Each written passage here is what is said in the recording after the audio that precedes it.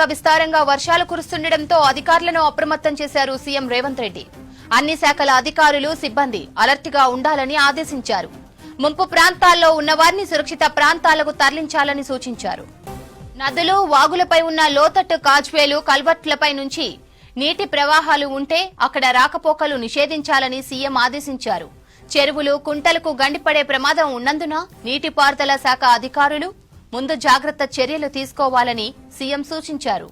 అంటువ్యాధులు ప్రబలే ప్రమాదం ఉన్నందున నగరపాలక, పురపాలక, గ్రామ పంచాయతీ పారిశుద్ధ్య సిబ్బంది అప్రమత్తంగా ఉండి నిల్వ నీటిని తొలగించడంతో పాటు ఎప్పటికప్పుడు పారిశుద్ధ్య కార్యక్రమాలు చేపట్టాలని ఆదేశించారు.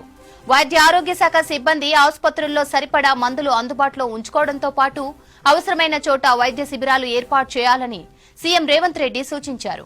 వినాయక మండపాల దగ్గర ఉన్న విద్యుత్ స్తంభాలు, ట్రాన్స్ఫార్మర్లతో భక్తులకు ప్రమాదాలు జరగకుండా విద్యుత్ అధికారులు చర్యలు తీసుకోవాలని ట్రాన్స్కో సిబ్బందికి సూచించారు సీఎం. హైదరాబాద్ లో హైడ్రా, జీహెచ్ఎంసీ, ఎస్డీఆర్ఎఫ్, అగ్నిమాపక, పోలీస్ సిబ్బంది సమన్వయం చేసుకుంటూ ఎటువంటి ఇబ్బందులు తలెత్తకుండా చూడాలన్నారు సీఎం రేవంత్.